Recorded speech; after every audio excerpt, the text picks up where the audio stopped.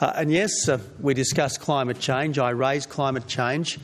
It's very important that we get strong and effective outcomes from the conference in Paris next year.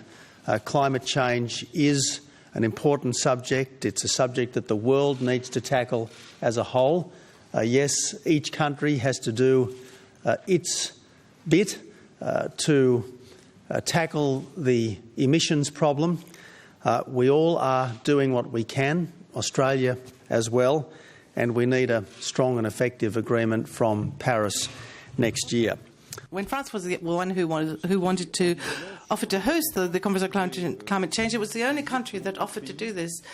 And a certain number of countries have to be brought together to organise such a meeting.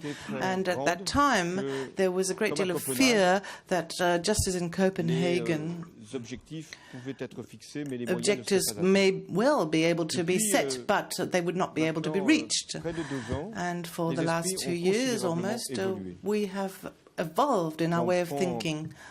I would offer as an example and proof what happened during the General Assembly of the United Nations in September of last year, where a number of financial institutions and states and large private companies committed themselves in terms of this Conference on Climate Change, and also the Green Fund contributions which have been announced already, and which show very clearly that if we want the emerging countries and the more fragile countries participate in this global growth, we have to be around them, we have to support them. There's also an agreement that has been signed recently between the US and China, the two countries with the most emissions. There can't be a worldwide agreement because that would mean that they would continue to emit, whereas we're constraining ourselves and restricting ourselves in order to reduce our emissions, whereas we're not really the main culprits. So during the G20, it wasn't really part of our agenda, and we could have considered that this issue of climate change could just be set aside. There was this announcement that we should do everything we could to succeed in terms of a climate conference. We have a conference planned in Lima in December of next year, and the basis of the agreement already must be set before then, of course, and there's what we mean when we say a worldwide agreement. A global agreement. It has to be legally binding, and it has to be differentiated, and it has to have some sort of link with the Green Fund. And I do hope that quite a number of countries will be able to join us, and during the whole of 2015 we can have preparatory stages for the Paris conference, because what I want to avoid is waiting until the last minute, so that there be this awareness raising and there be an agreement that whether it is signed or not by heads of state. So for the whole of 2015, the Ministry of Foreign Affairs, Laurent Fabius,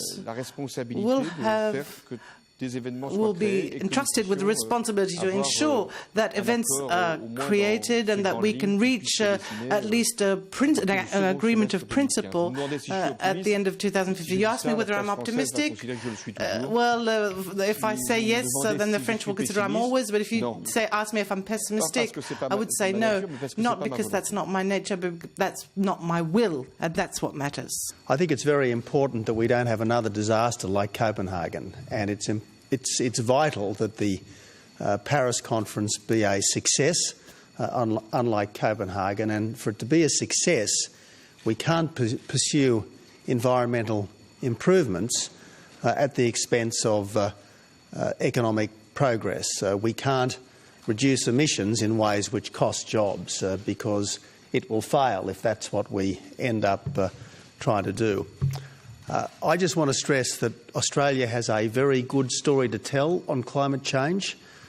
We will achieve our 5% on 2000 reductions target by 2020. We will achieve it. And 5% on 2000 is in fact 19% reduction on business as usual, and it's a 12% reduction on 2005. So what we're doing is quite comparable with what other countries are doing, and we do deliver on our reductions targets, unlike some other countries. And I think it's important that I make that point. And it was good to hear Francois talking about a binding agreement coming out of Paris. What's important is that the agreement is strong and effective, and that the targets are met. That's the point. Targets have to be met, and when it comes to Kyoto, Australia more than met its reductions targets, and that can't be said of other countries.